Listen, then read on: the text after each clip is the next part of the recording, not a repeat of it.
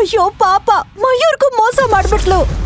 ಇಂಚರ ರಾತ್ರಿ ಹೋಟೆಲಲ್ಲಿ ಯಾರ್ದೋ ಜೊತೆ ಕುಡಿದು ಮಲಗಿದ್ದಾಳೆ ಅನ್ನೋ ದೀಪಿಕಾಳ ಮಾತನ್ನ ಕೇಳಿ ಮಯೂರ್ ಮತ್ತೆ ರಂಗನಾಥ್ ಅವತ್ತು ಬೆಳಗ್ಗೆನೆ ಹೋಟೆಲಿಗೆ ಬಂದಿದ್ರು. ಇನ್ನೇನು ಇಂಚರಾಳ ರೂಮ್ ಕಡೆ ಬರ್ತಿರ್ಬೇಕಾದ್ರೆ ಆ ರೂಮಿಂದ ವ್ಯಕ್ತಿಯೊಬ್ಬ ಶರ್ಟ್ ಹಾಕೊಳ್ತಾ ಹೊರಗಡೆ ಹೋಗ್ತಿರೋದು ಅವರ ಕಣ್ಣಿಗೆ ಬಿತ್ತು. ಅವ್ನ್ ಯಾರು ಅಂತ ತಿಳ್ಕೊಳ್ಳೋಕೆ ಮಯೂರ್ ಅವನ್ ಹಿಂದೆನೆ ಹೋದ್ರು. ಲಿಫ್ಟ್ ಪಾಸ್ ಆಗಿದ್ರಿಂದ ಆ ವ್ಯಕ್ತಿ ಮಯೂರ್ಗೆ ಸಿಗ್ಲಿಲ್ಲ. ಒಂದ್ ವೇಳೆ ಮಯೂರ್ ಆ ವ್ಯಕ್ತಿನ ನೋಡ್ದೇ ಇದ್ದಿದ್ರೆ ದೀಪಿಕಾಳ ಈ ಪ್ಲಾನ್ ಸಕ್ಸಸ್ ಆಗ್ತಿರ್ಲಿಲ್ವೇನೋ. ಹೆಣ್ಣಿಗೆ ಹೆಣ್ಣೆ ಶತ್ರು ಅನ್ನೋದು ನಿಜ ಆಗೋಯ್ತು. ಮಯೂರ್ ಜೊತೆ ಸುಖವಾಗಿ ಸಾಗ್ಬೇಕಾಗಿದ್ ನನ್ ಜೀವನನ ನನ್ ತಂಗಿನೇ ಹಾಳ್ ಮಾಡ್ತಾಳೆ ಅಂತ ನನ್ ಕನ್ಸಲ್ಲೂ ಅನ್ಕೊಂಡಿರ್ಲಿಲ್ಲ.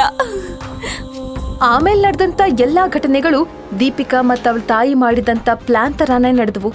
ಇಂಚರ ತನಗ್ ಮೋಸ ಮಾಡಿದ್ಲು ಅಂತ ನೋವಿನಲ್ಲಿದ್ದ ಮಯೂರ್ ರಾಮ್ನನ್ನ ದೀಪಿಕಾ ನಿಧಾನವಾಗಿ ಅವಳ ಕಡೆ ಒಲಿಸ್ಕೊಳ್ಳೋಕೆ ಶುರು ಮಾಡಿದ್ಲು. ಅದೇ ಅವಳ ಗುರಿಯಾಗಿತ್ತು.